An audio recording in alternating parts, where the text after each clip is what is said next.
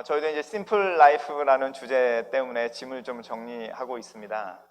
책을 정리할 때에 가장 일반적인 책들부터 버리고 신앙과 관련된 책들을 버리고 그다음에 제가 좋아하는 저자들의 책들 이런 식으로 분류를 하고 있습니다. 집에 찬송가가 여러 권 있어서 찬송가를 리사이클 빈에 넣어놓는 것과 낡은 성경책들이 여러 권이 있는 것을 발견했습니다. 제 성경책들이 아니고 교회에 오셨던 분들이 교회에 놓고 가시는 성경책들이나 다른 분들의 성경책들인데 찬송가를 리사이클 빈에 넣는 것은 별 부담이 없는데 성경책을 리사이클 빈에 놓으려고 하니까 제 이름이 적혀져 있지도 않은 성경책들인데도 놓지 못해서 책꽂이 옆에 가만히 쌓아 놓았습니다. 짐을 정리하다 보면은 버리지 못하는 것들이 있습니다. 저희 어린 아이들 어릴 때 저에게 만들어줬던 Father's Day 카드라든지 크리스마스 카드, 또 그 아이들이 낙서처럼 그리기 시작했던 그림들, 스케치북들 저희 집에 고스란히 골동품처럼 남아 있습니다. 그것들이 의미가 있기 때문에 그렇죠. 산불이 나서 온 마을이 불에 탈 때, 또 그래 타는 것에 대한 소식을 들을 때에 그 마을에 사는 사람들, 또 그 뉴스를 보는 사람들, 특별히 교회를 다니는 사람들은 그 화마가 그 마을을 이렇게 휩쓸고 지나갈 때에 우리는 교회는 불타지 않고 남기를 기대하는 그런 마음이 사실은 있습니다. 왜냐하면 교회라고 하는 것이 우리들에게 중요하기 때문입니다. 우리들에게 중요한 것이 무엇인지 한번 생각해 보십시오. 또 특별히 그것이 내가 누구인지와 연관시켜서 내 정체성의 근거가 되는 것이 있을 때 우리는 그것을 잃지 않으려고 애를 씁니다.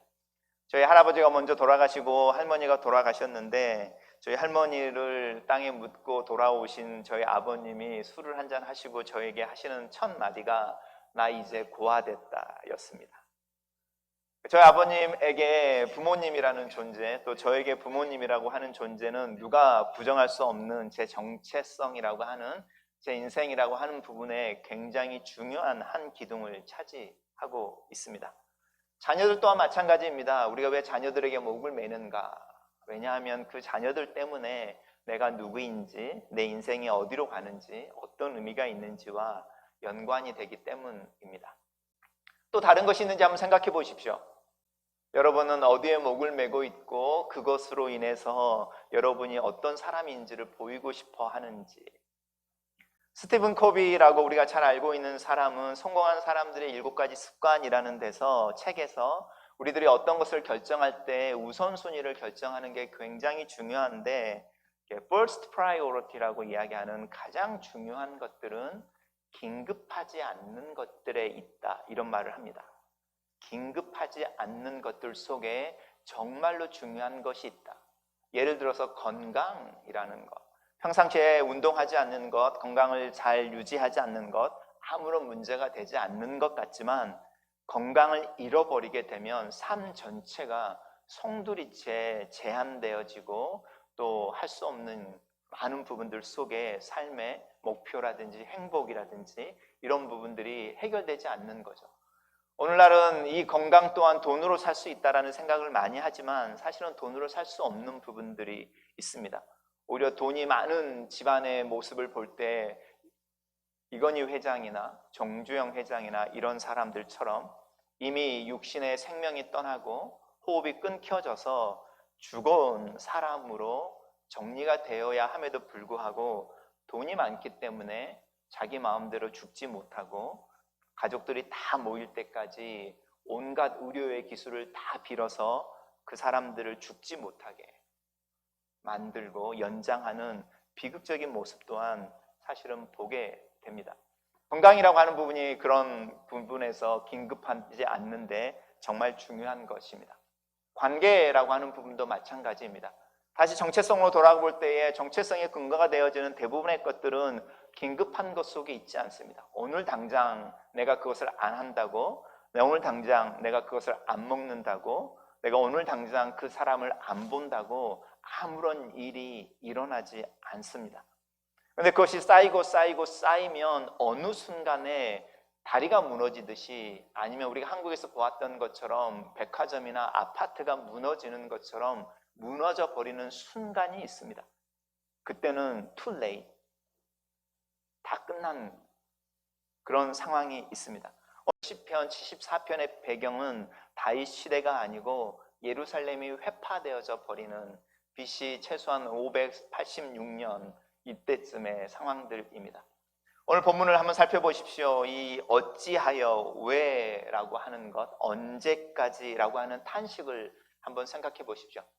이스라엘 백성들이 예루살렘에 있으면서 예루살렘이 안전하다라고 자신들이 평화를 주장할 수 있었던, 또 우리는 누구인지 자기의 정체성의 근거로 삼았던 공간이 있었습니다. 건물이 있었습니다. 그것이 예루살렘에 있는 성전이었습니다. 지금도 이스라엘 백성들은 이 예루살렘 성전에 하나님이 피지컬하게 임재하신다고 믿습니다. 왜냐하면 하나님이 그 성전에 대한 이야기를 하실 때에, 또 그것의 기원이 된 성막에 대한 이야기를 하실 때에 그것을 우리가 소위 말하는 템플 이렇게 부르지 않고 dwelling place, 처소라고 불렀습니다. 내가 거하는 집. 그래서 성전이라는 말은 사실은 기독교적인 용어가 아닙니다. 하나님의 집, 이 말이 훨씬 더 성경적인 표현이라고 할 수 있습니다.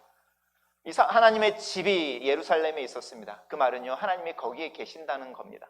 그리고 하나님의 그 백성들 중에 계신다라는 것 속에서 이스라엘 백성들은 자신들이 누구라고 하는 정체성의 문제를 세워냈습니다. 그래서 자신들이 존재하는 한, 또 반대로 예루살렘 성전이 존재하는 한 자기들은 하나님 앞에서 또 이 세상에서 특별하고 안전하다라는 고백을 하고 있었습니다. 근데 문제가 있었습니다. 그래서 그 예루살렘 성전에 올라가서 하나님을 예배했다. 하나님의 집에 가서 매일같이 하나님께 문안하고 하나님의 뜻을 배우고 하나님의 뜻을 살아내기 위한 삶을 살았다? 그건 아닌 겁니다. 이스라엘 백성들은 하나님을 이야기하고 하나님에서 자기의 정체성의 근거, 존재의 이유를 찾았지만 하나님을 위해 살지는 않았습니다. 그들은 항상 하나님과 플러스 알파라고 하는 플러스 알파를 손에 두고 살았습니다. 그래서 이스라엘 백성들의 손은 항상 양손을 쓰고 있었고, 그 양손의 오른손에는 하나님을 붙잡고 다른 한쪽에는 그 당시에 가나안의 신들이라든지 세상의 가치라든지 세상의 명예나 부를 추구하고 살았습니다. 우리들의 모습과 사실은 크게 다르지 않습니다. 우리가 주일 이야기하지만 일요일만 예배하는 일주일에 하루 1시간만 주님의 시간인 거고 그 나머지 시간은 다 내일 이러고 살잖아요. 그리고 내 마음에 또 내 일이 안 될 때 불평하고 내 마음을 시원하게 하지 않는 사람들을 향하여 화를 내고 이렇게 살고 있는 모습과 사실은 다를 바가 없습니다. 더구나 시대가 발달하면서 하나님이라고 하는 영역, 하나님이 계시는 영역은 종교라고 하는 영역에 한정되어져 있고, 사실 하나님 우리를 위해서 하실 수 있는 일은 딱 한 가지인데 우리가 죽은 다음에 우리를 천국으로 인도해 내시는 것 말고는 다른 일이 별로 없어 보입니다.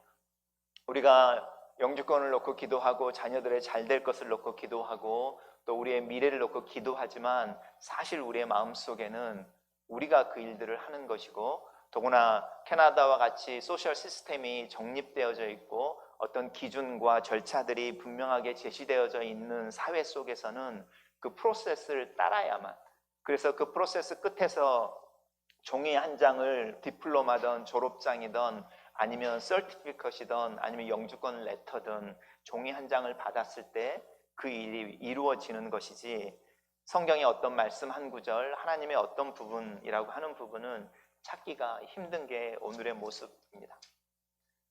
그러는 중에 예루살렘 성전이 허물어져 버리는 겁니다. 여러분, 예루살렘 성전만 허물어졌다고 생각하지 마십시오. 예루살렘의 성전이 허물어졌을 때에 예루살렘은 어떻게 됐겠습니까? 이미 예루살렘은 다 파괴되어져 버리는 거죠. 예루살렘 성전은 맨 마지막에 회파되어지고 비참해지고 파괴되어지는 장소라면 이미 유다라고 말하는 그 나라의 구석구석은 전쟁으로 인해서 다 불타고 있었고 수많은 사람들의 죽음과 비명과 울음으로 가득 차 있었습니다. 예루살렘은 어땠을 것 같습니까? 그리고 마지막으로 마지막 보루처럼 시온산이라고 하는 예루살렘 중앙의 언덕에 있던 그 성전이 허물어져 버리는 겁니다. 우리는 코로나를 경험하면서 비슷한 것을 경험합니다. 많은 사람들이 교회에서 코로나 확진에 대한 이야기를 하지만 교회여서 코로나가 확진되었겠습니까? 그 사회 안에는 얼마나 많은 확진자들이 있었겠습니까? 그리고 우리가 살고 있는 도시에는 얼마나 많은 확진자들이 나왔겠습니까? 그리고 그것이 교회 안에까지 나타나는 현상인 겁니다. 사회에 또 우리가 살고 있는 세상 속에 폭풍우가 치고 비바람이 치면 세상 사람들만 그 비를 맞는 것이 아니고 우리도 같이 맞습니다. 경제적인 위기라든지 재정 위기가 오면 동네 사람들이나 세상 사람들, 예수를 믿지 않는 사람들만 재정의 위기를 경험하는 것이 아니라 예수를 믿고 신실한 자들도 동일하게 그 위기를 경험합니다. 문제는 어디에 있냐면 왜라고 하는 말에 대답을 찾을 수 있냐라는 겁니다. 하나님의 성전이 회파되어져 버렸습니다. 하나님이 떠나버리신 것 같습니다. 하나님의 고개를 돌리시고 그 집을 포기하신 것처럼 보입니다.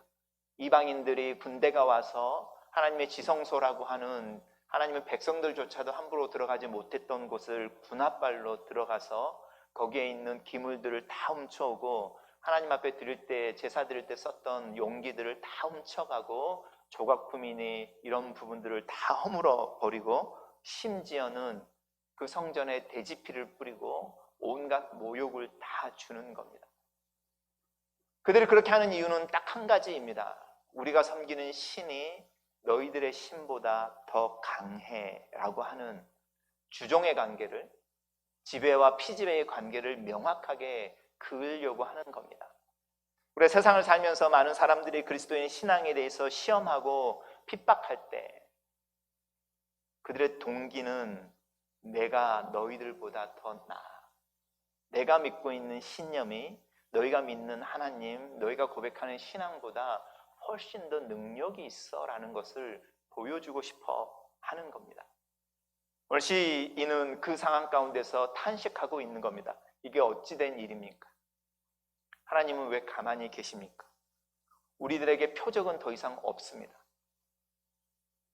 하나님이 정말로 우리 조상들을 애굽에서 불러내시고 광야를 지나게 하시고 가나안에 들어오게 하셨던 그 하나님이시라면 그 증거는 더 이상 존재하지 않습니다. 왜냐하면 이제 우리나라는 더 이상 존재하지 않기 때문입니다. 우리가 더 이상 이스라엘이라는 나라로 존재하지 않는 것의 마지막 마침표는 하나님의 집이 허물어져 버리는 겁니다. 왜냐하면 이스라엘의 정체성은 두 가지에 의해서 형성되어져 있는데, 하나가 하나님의 임재라고 말하는 하나님께 예배하는 자들, 성전이었고요. 두 번째가 하나님의 뜻이라고 말하는 율법, 하나님의 법을 지키는 것이었는데, 이 두 가지가 더 이상 존재하지 않는 상황이 된 겁니다. 그래서 선지자도 더 이상 없으며 이런 일이 언제까지 얼마나 진행될지 우리 중에 아는 사람이 하나도 없습니다. 주정부에서는 3월이 되면 일상으로 돌아가겠다라는 발표를 하고 마스크를 벗는 것과 또 아무런 제약이 없는 모이는 것에 대한 제한이 없을 것에 대한 이야기를 하고 있지만 우리는 알고 있습니다. 그거가 종식되어졌다라는 뜻은 아니라는 것을. 그리고 그렇게 정부가 그것을 풀 때에 우리는 확진자가 최대한으로 발생하는 거대한 코로나의 쓰나미라고 하는 파도를 지나가야만 할 거라는 것을, 그리고 그 쓰나미의 파도가 지나간 후에야 일상이라는 게 가능해질 거라는 것. 그리고 솔직히 교회를 오픈하고 대면 예배를 드리지만 우리 함께 예배하는 옛날처럼 돌아가는 데에 최소한 3개월이나 6개월이 지나야 교회에 와서 예배 드릴 마음, 용기가 생길 거라는 것. 아니면 어쩌면 우리들 중에는 영원히 나는 온라인 예배를 드리겠습니다 라고 하시는 분들도 나타나게 될 거라는 걸. 우리가 처해 있는 상황과 오늘 이 시편 74편의 상황하고는 똑같습니다. 내 질문은 뭐냐면 왜? 라는 질문을 해보자는 겁니다. 왜 이런 일들이 일어날까요? 우리가 어떤 고난을 당할 때에, 우리의 삶의 문제가 풀리지 않을 때에 나에게 시련이 왔다라고 느껴질 때 그것을 이겨내는 많은 방법들이 있지만 성경이 말하는 이 시련과 고난을 이겨내는 방법의 첫 번째는 그것의 의미를 발견해 보라는 겁니다. 왜 그 일이 나에게? 여러분 중에 숨도 쉬기 어려울 만큼 견디고 곧 숨이 멈춰버릴 것 같은 답답한 시간을 지나고 있다면 숨을 쉴 그때를 생각하기 전에 내가 왜 이렇게 숨도 쉬지 못하는 답답한 상황을 지나가고 있는지, 그것의 의미는 무엇인지 생각해 보라는 겁니다. 그것이 터널이라면 우리는 지나가야 할 것이고, 그것이 터널이 아니라 동굴이라면 우리는 그 동굴에서 도망쳐 나와야 되는 겁니다. 의미를 발견하고 하나님과의 관계 속에서 왜 나에게 이런 상황이라는 질문에 답을 가질 수 있을 때에 우리는 터널과 동굴을 구별해낼 수 있고, 지나갈지 도망칠지 견딜지 부정할지를 결정할 수 있습니다. 제가 여러분들에게도 동일한 도전을 해봅니다. 우리가 왜 특별히 교회와 관련되어져서 이제 교회라는 건물의 의미는 이미 사라져버린 이 시대에 여전히 우리가 교회로 모인다는 것은 무슨 뜻일까? 왜 하나님은 교회라는 건물이 더 이상 중요하지 않는 시대로 우리를 인도하고 계시는 것일까? 그러면 교회라는 것은 더 이상 의미가 없는 것인가? 아니면 하나님 우리가 고백하는 것처럼 교회는 건물이 아니라 예수를 그리스도로 고백하는 자들의 모임입니다라고 말하는 좀 더 엑기스에 집중하고 싶어 하시는 것인가? 우리들로 하여금 수많은 허영과 기름과 또 살들을 빼내고 건강하고 활동적이고 에너지가 있는 단단한 몸이 되기를 원하시는 것인가? 그래서 우리에게 다이어트를 요구하고 계시는 것이고 운동을 요구하고 있는 것인가? 제가 올 초에 제 패밀리 닥터를 통해서 들었던 건강에 대한 경고의 이야기를 영적으로 하나님은 우리에게 하고 계신 것은 아닌가 생각해 봐야 합니다. 오늘 본문 속에서 왜, 언제, 그리고 하나님의 집이 없어져 버리는, 그래서 자신들의 정체성이 사라질 뿐만 아니라 자신들이 비비고 있었던 나라라고 하는 언덕 또한 없어져 버리고 이 상황이 언제까지 이루어질지 모르는 그 상황 속에서 왜? 라고 하는 질문을 해봐야 합니다. 왜 표적이 보이지 않는 것일까요? 하나님은 왜 이스라엘 백성들을 떠나버리신 것처럼 보일까요? 선지자는 왜 더 이상 없는 걸까요? 이런 질문들을 잘 살펴보시면 있었다는 겁니다. 표적이 있었고 선지자들이 있었고 성전이 있었고 예배가 있었고 일상의 삶이 있었다는 겁니다. 그리고 그것이 사라져 버렸다는 거죠. 그 말은 예배가 있을 때, 성전이 있을 때, 선지자가 있을 때, 하나님의 기적과 이사가 있을 때, 우리의 일상이 있을 때 어떤 징조들이 있었는데 우리가 그 징조들에 대해서 알아보지 못하고 있어서 다리가 무너져 버리고 백화점이 무너져 버리고 아파트가 무너져 버리고 그 사고로 인해서 수많은 사람들이 목숨을 잃고 그리고 망연자실해 있는 그런 상황으로 가게 됐다라는 겁니다. 무엇이? 라는 거죠. 그리고 우리는 왜 그 징조들이 우리 일상에서 일어나고 있었는데 그것을 깨닫지 못했을까? 다리 하나만 봐도 하루아침에 그게 무너지지 않지 않습니까? 원인을 제공하는 것이 있고 그 원인 때문에 부실하게 만들어진 다리가 무너지기 전까지는 많은 징조들이 있는데 그 징조들을 알아차려야 되는 사람들이 있고 그것을 발견해서 고쳐야 되는 사람들이 있는데 그 사람들이 그 일들을 하지 못하고 아니면 무시하는 중에 어떤 모먼트라고 하는 순간에 다리가 무너져 버린 거지 않습니까? 우리들의 삶에서 어떤 일들이 일어날 때 특별히 지금과 같은 상황에서 우리 한번 생각해 봐야 합니다. 왜 우리의 일상이 제한되고 있지? 왜 우리는 더 이상 하나님 앞에 대면으로 예배드리지 못하지? 우리가 교회를 이룬다고 하는 것이 왜 우리의 마음에는 불편하지? 오늘 본문 속에서 고민하는 고민과 동일한 고민입니다. 하나님께서는 계속적으로 선지자를 통해서 지적해 오셨습니다.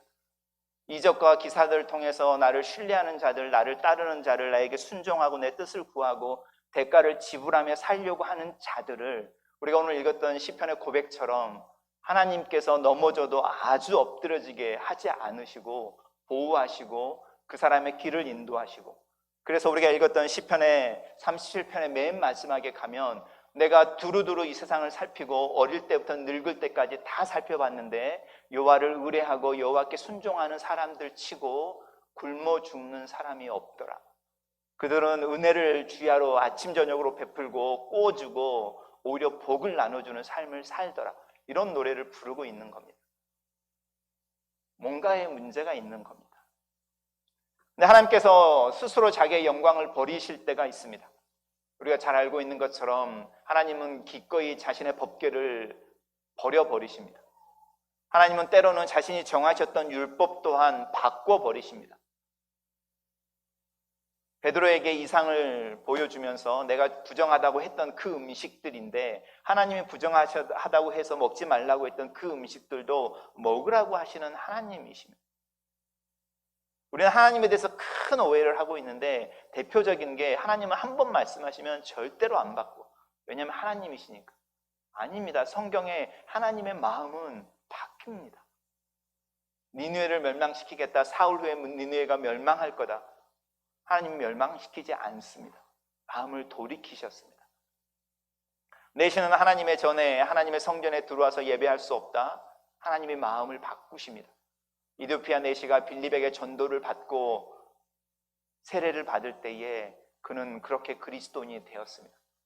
이방인들에게 그 환상을 통해서 고넬료가 예수 그리스도를 믿게 되고 이방인들이 하나님의 자녀가 되고 우리가 잘 알고 있는 것처럼 예루살렘 교회의 지도자들은 자신들을 고백해왔던 유대인들의 수많은 율법과 율례들을 교회의 결정으로 폐지하기로 결정합니다.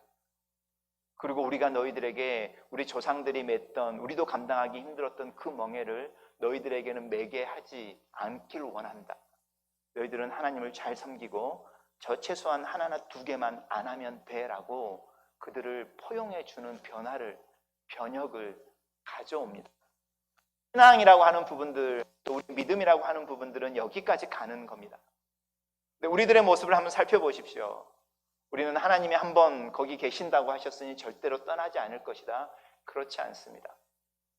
성경에는 분명하게 말하기를 교회의 촛대 사이로 움직이시는 이가 그 교회의 촛대를 옮기기도 하신다는 것을 명확하게 이야기합니다.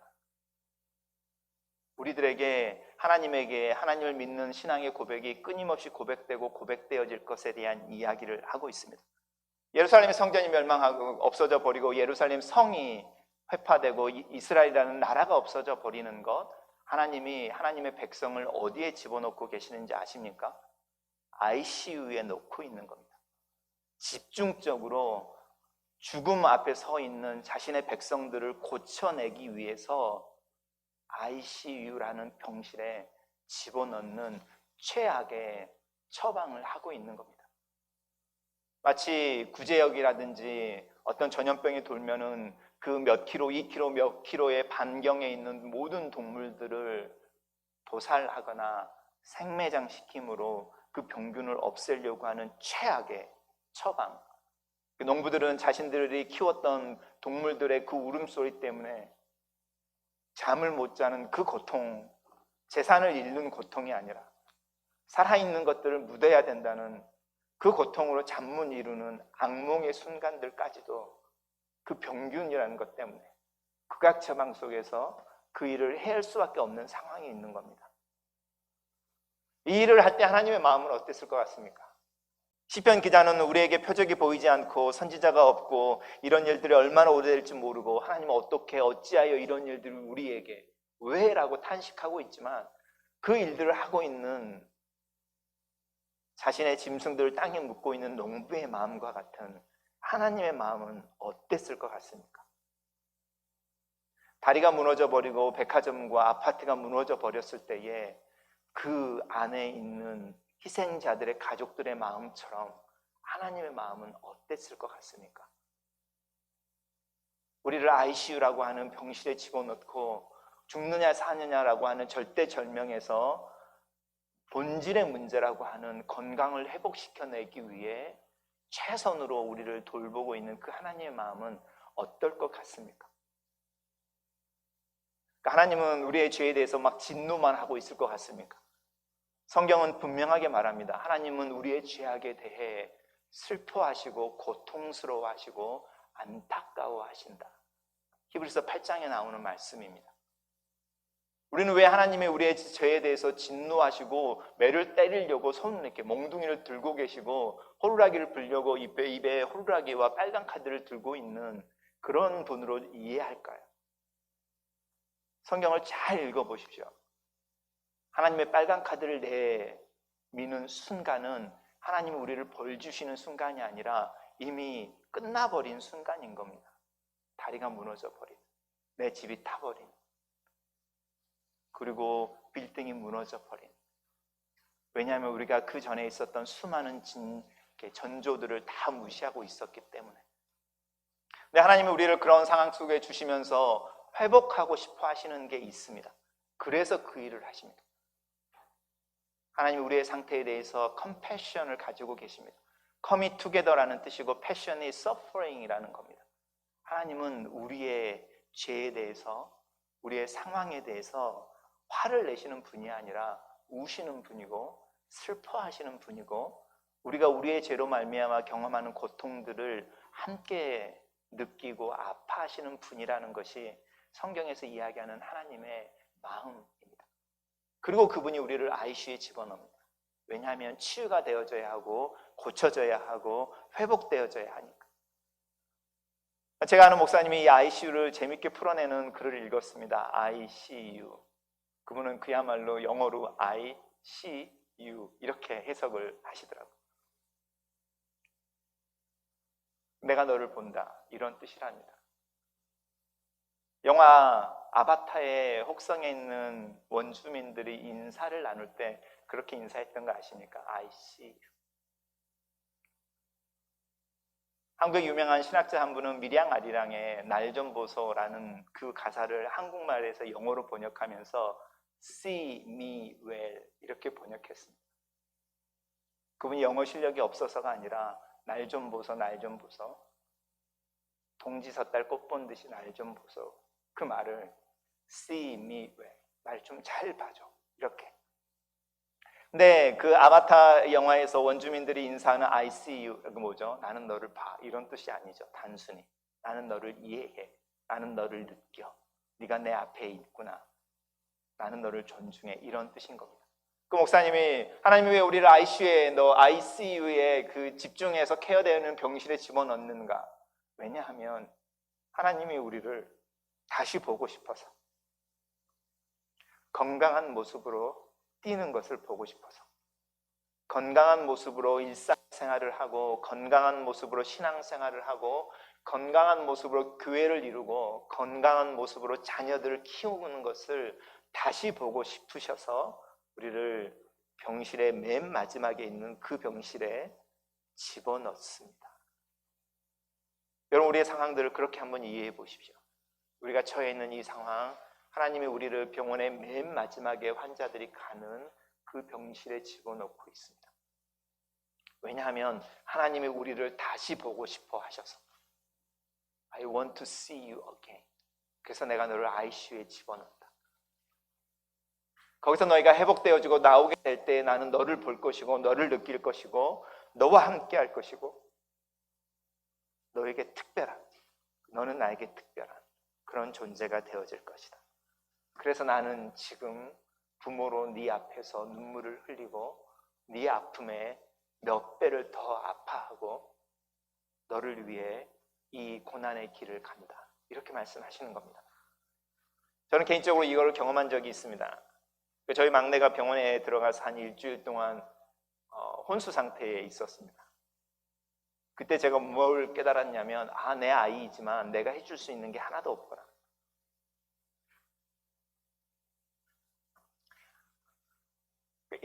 인간이라고 하는 존재가 어떤 순간에 되면 나는 나 혼자이고 저 아이는 저 아이구나. 내가 부모로서 목숨까지 줄 수 있다고 말하고 모든 걸 해줄 수 있다고 말하지만 거짓말이구나. 왜 병이 아픈지 그리고 병이 고통스러운지 이유가 거기에 있죠. 내가 아무리 사랑하는 사람이 병에 걸렸어도 그 병은 내 병은 아닌 겁니다. 근데 그 아이가 눈을 뜨고 처음으로 일주일이 지났을 때 눈을 떴는데 눈이 마주쳤죠. 그러니까 이렇게 힘이 없는데 눈을 이렇게 뜨고 정신이 돌아오고 눈을 마주쳤는데 제가 느끼는 느낌이죠. 아버지로서의 책임감을 느끼는 거죠. 그 아이의 눈빛 속에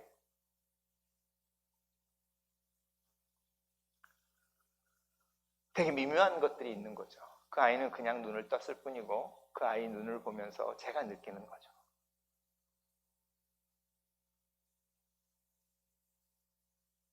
내가 이 지경이 될 때까지 뭐 했어?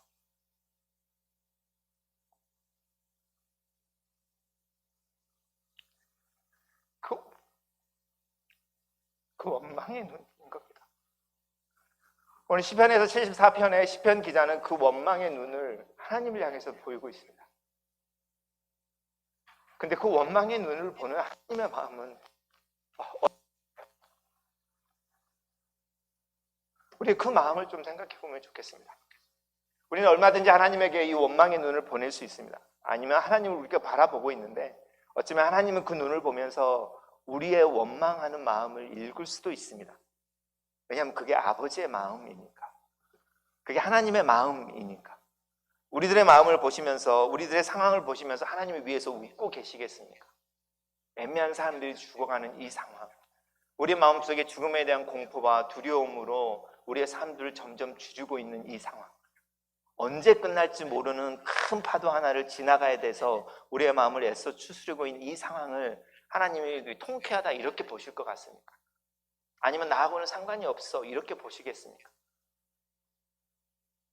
우리는 하나님의 손에 기르는 양들이고 하나님의 아들, 딸들이고 하나님의 백성인데 하나님이 그것을 내려다 보시면서 그냥 혀만 찌찌찌 차겠습니까? 아니면 네가 한 인과응보니 네 업보지 이렇게 말하고 계시겠습니까?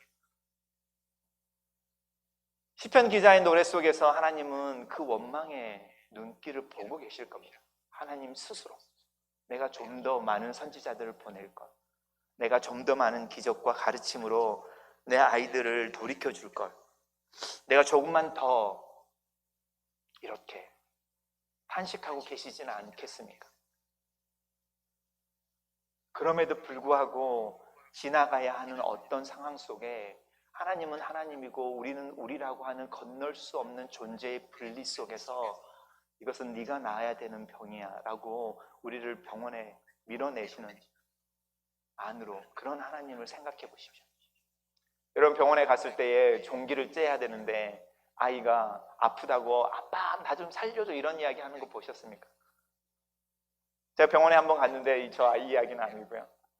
아이를 데리고 온 거죠. 치료 이렇게 선생님 그 의사들이 치료를 해야 되는데 짜야 되는 거니까 마취를 못 하고요. 수많은 고통을 그냥 이렇게 다 느끼는 거죠. 통증.